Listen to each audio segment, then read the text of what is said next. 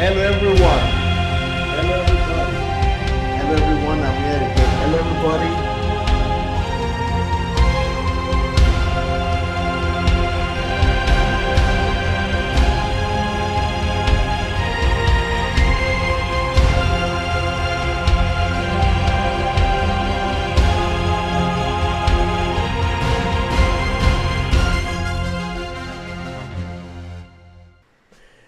Hello everybody. You're welcome to today's show. It's going to be a wonderful time today together. If this is your first time you're coming to this channel, please do subscribe and press the notification bell. With this, you're going to be receiving all the videos we post on this channel.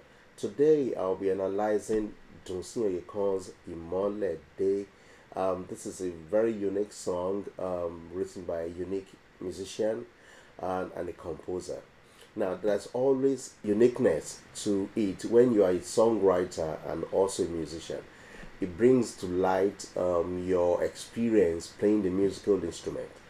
Like I always say, if you're a composer, it's always good to learn one musical instrument. This is really going to take your songwriting skill into another level, because the musical instrument is going to expose you to a lot of options that you may not see if you're just a singer or a songwriter.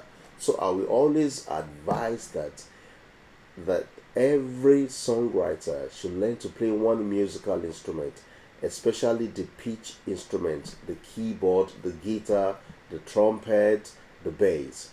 Now, Dunsin himself being a musician, this has really reflected in his songwriting skill. So let's listen to a bit of the song before I get right deep into analyzing the song.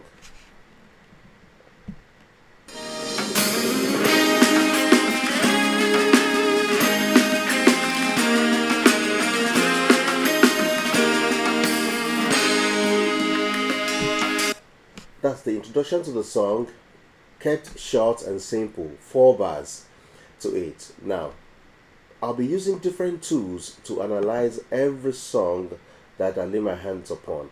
And this one, I'm going to be using the bars now in analyzing what's going on in the song. For every song in music, there is a timing to every song anyway. And when I say a bar, it means in this particular one, it's the time signature to this song is 4/4, common time 1, 2, 3, 4. Now that group or set of 4 constitutes itself as a bar. So the introduction has used 4 bars. This particular song is in the key of A flat, and the diatonic scale to it is da da da da da da da. Now the melody of this song is kept in a range that is singable and memorizable. And there's something common and very unique about pentatonic scale. Again, this song has applied a pentatonic scale to its writing capacity. This song has avoided using the 4th note. Now, what is a pentatonic scale, you may want to ask me? It's a combination of 5 notes. 1, 2, 3, 4, 5. 1, 2, 3, 4, 5. That is why it's called pentatonic. And so I'm going to play along with the melody, and let's see how much of the pentatonic scale notes he has used in writing the verse. Where's the place of the sight of light? Ever poured under the gleams of light? Just the first 3 notes of the scale. Light that makes my face shine bright. As I look your face, I become the light. Can you hear that? Now, when you listen to that melody, it's incomplete without having a chord that is not pentatonic in nature. Now, if you just pick Now there's a temptation that you want to play the song on minor, because it doesn't sound too bright. But the fourth chord in the progression makes the song sound unique. And then there's some part of the melody that forms a major nine, a major seven, even though the melody is constructed based on pentatonic scale, but the chord progression to the song makes the song uh, not primary but in an extension. So I'm going to play the chord while the melody goes on. Now,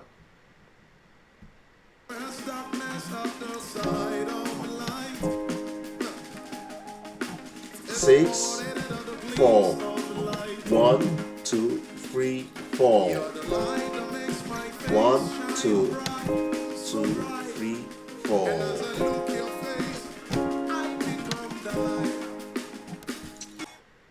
Now, the melody of the song is taking the range of 8 bars.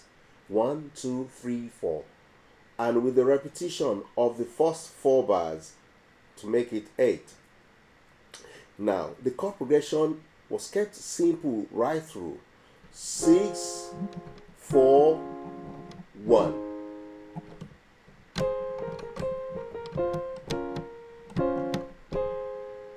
So that keeps the music simple and memorizable, and that's something for anybody to be able to remember and to be able to play.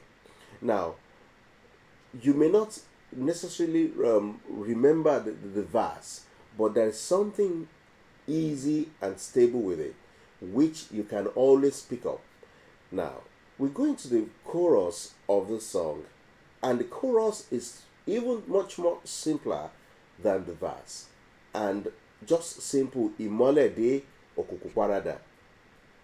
Just 1, 2, imole de okuku parada. Let's listen to that.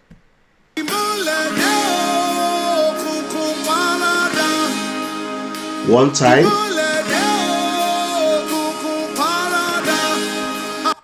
Yeah, 2 times. It's easy to remember. So if you want to write a song that's going to make a hit, the element of simplicity and repetition, but not boredom. Now, if you listen to the instrumentation at that point in time, there's a change in the way it went on the verse and on the chorus. That is the change that you really want, not change in the melody or twisting and going on around in the melody. You can make your changes in the instrumentation to create flavor, but avoid changing your melodic line. Keep your melodic line simple. Let the instrumentation do the coloring, and that has really reflected in Imole De. This is the 3rd time now.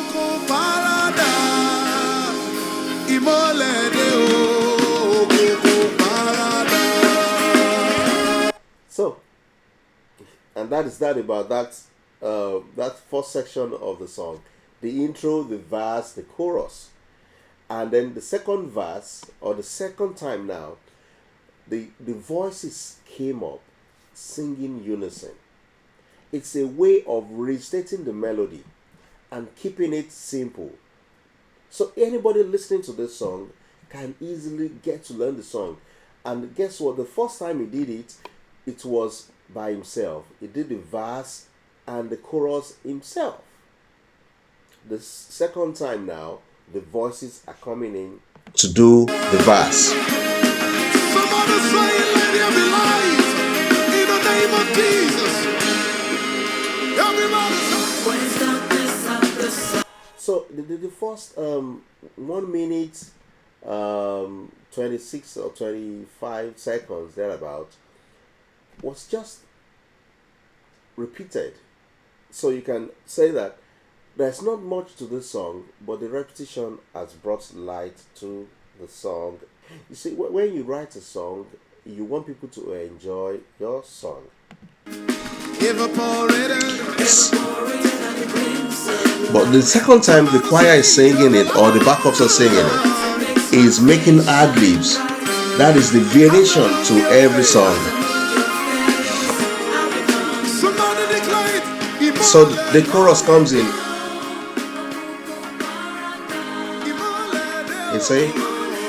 Now, when they're singing the chorus this time around, the instrumentation maintained the same tempo now.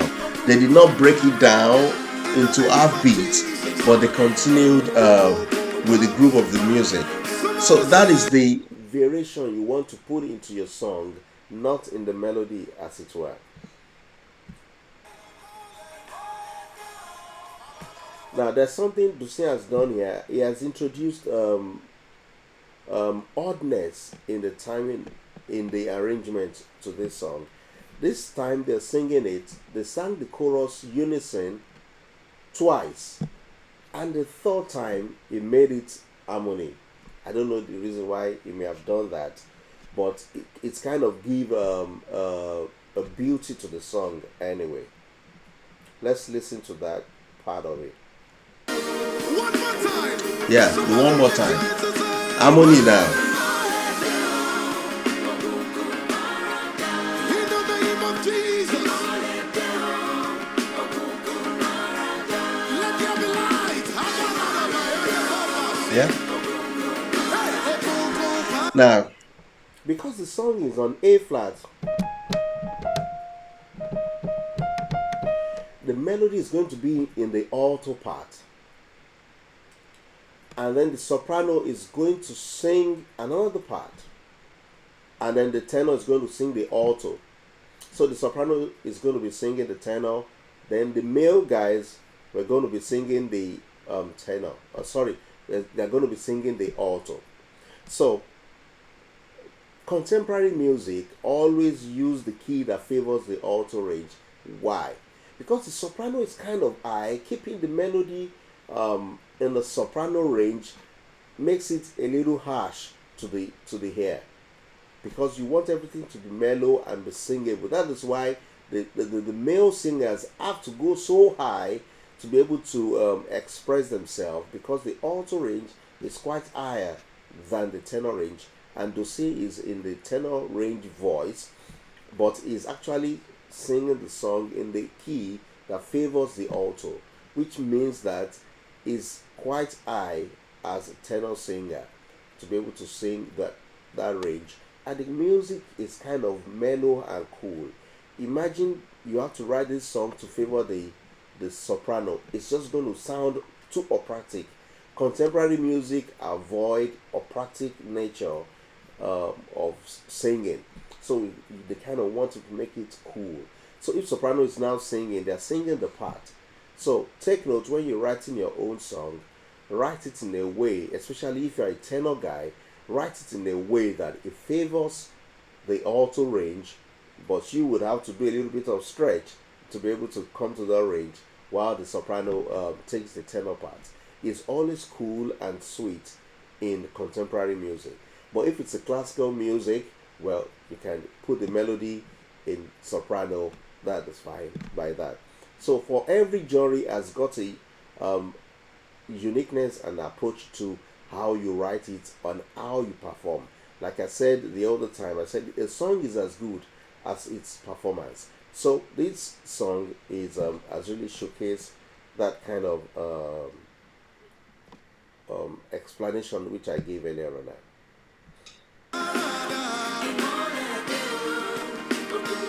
Now, I said to you that Jose is a musician himself. If you listen to most of his compositions, there is always a musical interlude.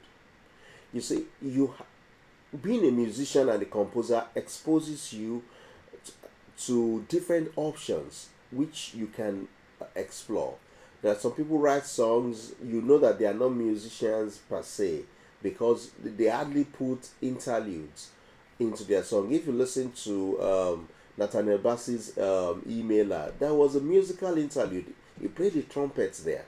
In this case now, there's a musical interlude which shows he's a musician and is making use of that option. Why not showcase a musical instrument to play some solo? But what it does not do is it doesn't just allow just a musical instrument go.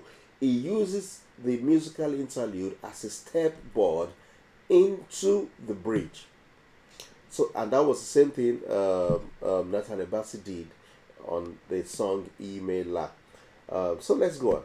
In the name of Jesus, everything that he used that as a stepping board. Now, in the name of Jesus,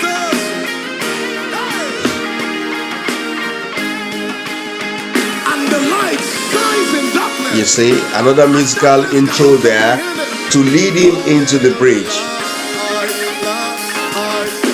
So in his writing skill, he's always the person that starts every new section of his composition.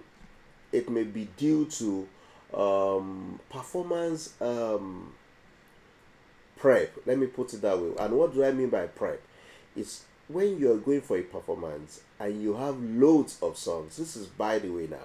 If you're going for a performance and you have loads of songs to sing, it's always good. And you are the composer. It's always good that every new section of the song is opened up by you, because sometimes you rehearse together, but you singing it first kind of helps the singers to know that that's a new section, because there are loads of things they need to learn. They need to learn their harmonies. They need to know when to swap parts. So don't put too much responsibility sometimes on the backup singers. Take up the responsibility yourself. Now that is what I think may have happened in this kind of arrangement. That is singing it. He could have said, okay, after that musical interlude, the singer should come in and he ad-libs. He can always say, oh, singer's coming. But he took the other way around. He led the song twice and then brought the singers to come in to sing that. Let's listen a little bit more.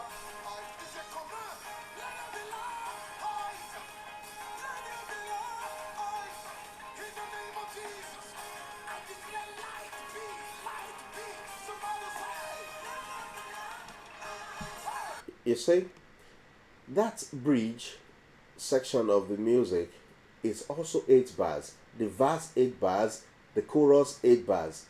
Always write your song within 8 bars. Let that be your standard rule of composition. Each bar of 4 beats. 1, 2, 3, 4.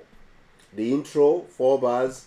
The interlude 4 bars. The interlude, the guitar interlude, just shortly before the bridge, was 8 bars that covers the range of the chorus, and then there was an extra 2 bars for that short interlude to bring us into the bridge. So there is an evenness to that. Now the chorus singers are coming in now to sing the bridge again in unison. You see, there's no way you're going to forget the song, and there's a lot of simplicity to this song.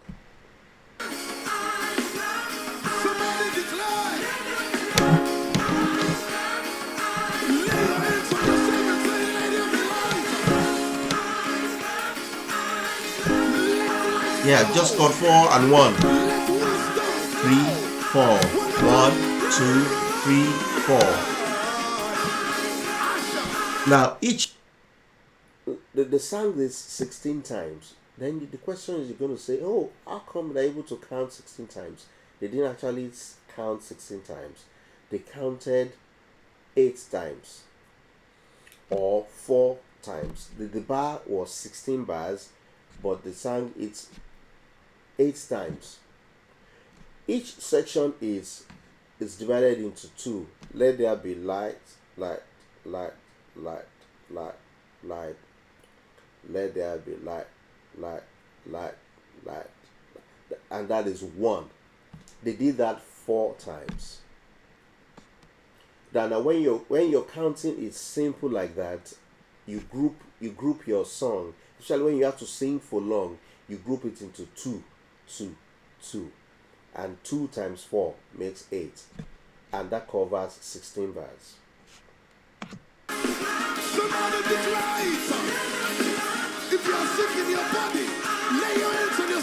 Then after that,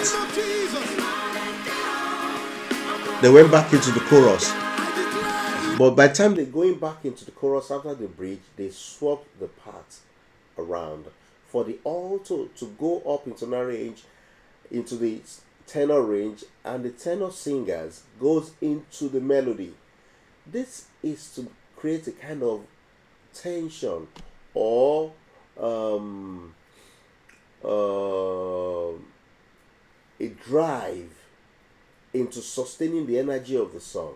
Because when you write your composition or when you're performing your song, the arrangement of the song really matters. Because if you just keep it on the range, now if you just keep it there, it's not going to showcase a growth in the musicality of the presentation.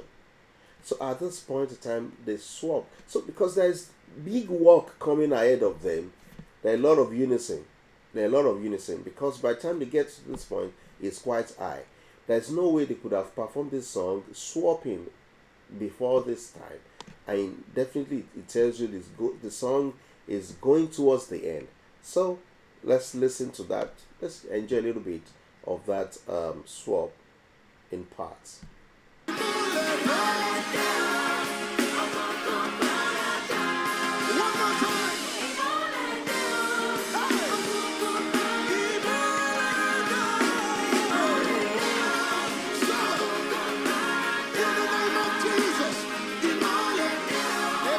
So Dunsin's range is pretty kept in the range of the singing throughout, but the dynamics of the part swapping took the song higher, even though his own range didn't go higher. He was able to use that in his ad-lib, but not in the melody. He used the fourth note at this point in time, but not in the structure of the song. So take note of that.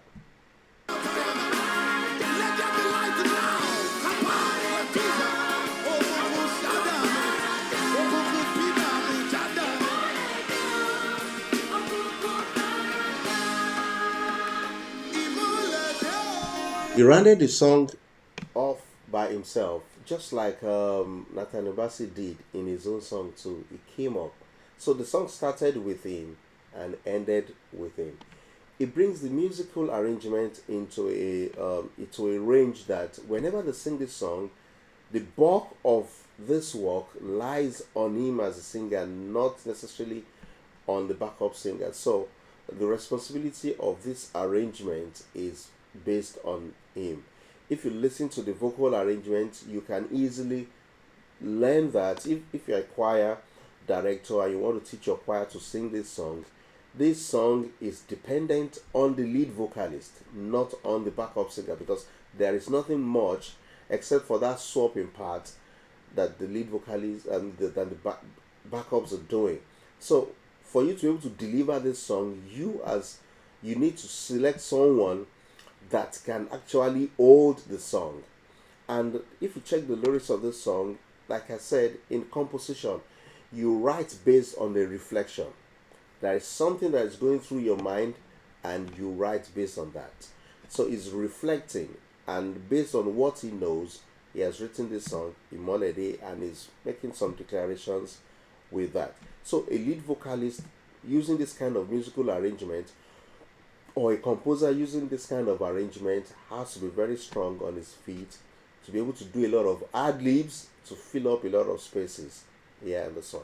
So at this point in time, what are some of the other lessons to learn in this song? Now, there's something I want to quickly bring us before I round up this session. On the chorus, this chorus goes this way. Now, how many of you have heard this song before?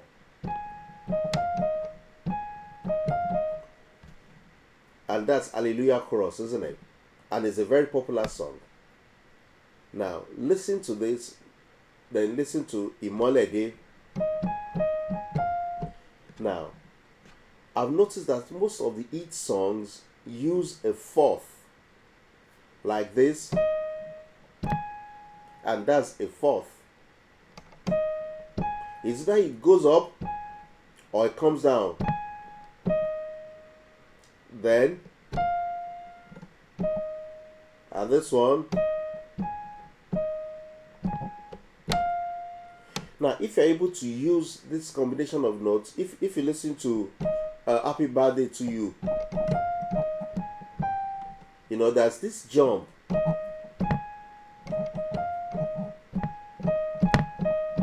So, such elements, a fourth, is also a good note to use in your composition. And that's just by the way. So, thank you so much for joining in this session. If you have questions and comments, please do put it down in the comment section. I would like to hear from you, obviously. Please don't forget to subscribe to this channel and like this video. Thank you so much. I'll see you again next time. Bye for now.